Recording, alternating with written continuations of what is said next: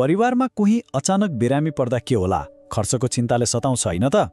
हो, आज हामी नेपाल सरकारको स्वास्थ्य बीमा कार्यक्रमबारे कुरा गर्दैछौँ।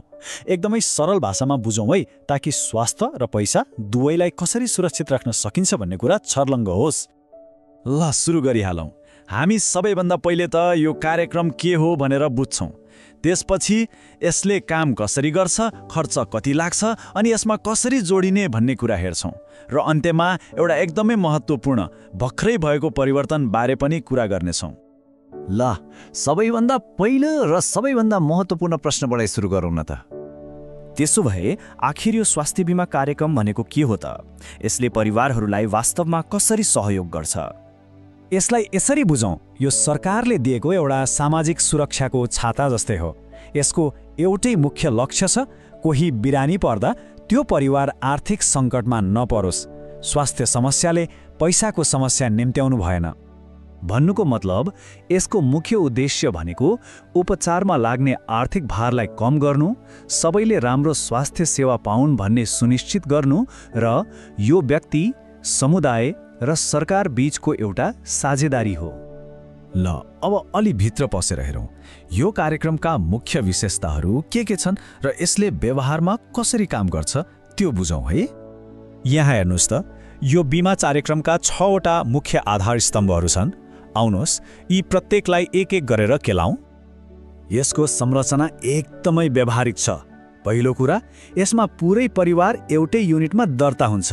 अर्को, तोकिएको सीमासम्म उपचार गर्दा पैसा तिर्नु पर्दैन, मतलब क्यासलेस। अनि सरकारी वा निजी दुवै खालका स्वास्थ्य संस्थामा सेवा लिन पाइन्छ। अनि पहुँचको कुरा पनि एकदमै महत्त्वपूर्ण छ। जस्तै गरिब वा विपन्न वर्गका लागि योगदानमा छुट छ। दर्ता र नवीकरण गर्न वर्षैभरि खुला हुन्छ र यो सबै प्रक्रिया प्रविधिमा आधारित छ, जसले गर्दा व्यवस्थापन गर्न सजिलो हुन्छ। ल अब सबैको चासोको विषयमा कुरा गरौँ। पैसा कति खर्च लाग्छ र त्यसको बदलामा के कति सुविधा पाइन्छ, हिसाब किताब बुझौँ है। यदि परिवारमा 5 जनासम्म सदस्य हुनुहुन्छ भने वर्षको जम्मा 3500 रुपैयाँ योगदान गर्नुपर्छ र त्यो 3500 को बदलामा पुरै परिवारले वर्षभरिमा 1 लाख रुपैयाँसम्मको स्वास्थ्य सेवा सुविधा पाउँछ।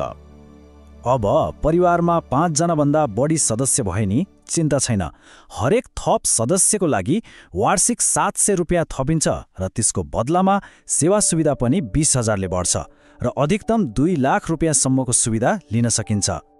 ल यति कुरा बुझेपछि अब यसमा कसरी सामेल हुने त? आउनुहोस् दर्ता प्रक्रियाबारे कुरा गरौँ। राम्रो कुरा के छ भने यसमा सामेल हुन कुनै उमेरको हद छैन। परिवारलाई एउटै इकाइ मानेर दर्ता गरिन्छ अनि अति गरिब, ज्येष्ठ नागरिक वा केही तोकिएका बिरामीहरू जस्ता लक्षित वर्गका लागि त यो पूर्ण रूपमा निशुल्क छ। दर्ता सहयोगी मार्फत वा सिधै अनलाइन प्रणालीबाट पनि गर्न सकिन्छ। एउटा कुरा चाहिँ एकदमै ध्यान दिनुपर्छ, दर्ता गरेर पैसा तिर्ने बित्तिकै सेवा सुरु हुँदैन। यसमा 3 महिनाको वेटिङ पिरियड हुन्छ। जस्तै तपाईले श्रावणमा दर्ता गर्नुभयो भने सेवा लिन कार्तिक महिना कुर्नुपर्छ। अब एउटा एकदमै महत्त्वपूर्ण अपडेट, भर्खरै सेवा लिने प्रक्रियामा एउटा ठूलो परिवर्तन भएको छ, जसले सबै सदस्यहरूलाई असर गर्छ। यो जान्न जरुरी छ है। सबैभन्दा ठूलो परिवर्तन के हो भने अब पहिलो सेवा बिन्दुको बाध्यता हटाइएको छ। पहिले आफूले तोकेको एउटा स्वास्थ्य केन्द्रमा नै जानु पर्थ्यो, अब त्यो पर्दैन। यसको मतलब के हो त? अब सदस्यहरूले सिधै सूचीकृत कुनै पनि अस्पतालमा गएर सेवा लिन सक्छन्। तर ठूला अस्पतालहरूमा सामान्य उपचारका लागि जाँदा भने रिफरल चाहिन्छ। अनि अर्को महत्त्वपूर्ण कुरा, केही अस्पतालहरूमा सहभुक्तानीको नयाँ प्रणाली पनि सुरु भएको छ। यो सहभुक्तानी भनेको के हो? अब 15 बेडभन्दा बढी भएका अस्पतालमा जाँदा कुल खर्चको केही अंश आफैले तिर्नुपर्छ। सरकारी अस्पतालमा 10% र निजीमा 20%।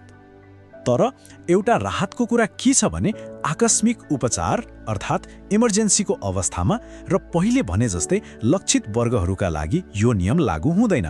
उहाँहरूले सहभुक्तानी गर्नु पर्दैन। यी सबै जानकारी पछि एकपटक सोचौं त, आफ्नो परिवारको स्वास्थ्य र आर्थिक भविष्य सुरक्षित गर्न स्वास्थ्य बीमाको महत्त्व कति रहेछ?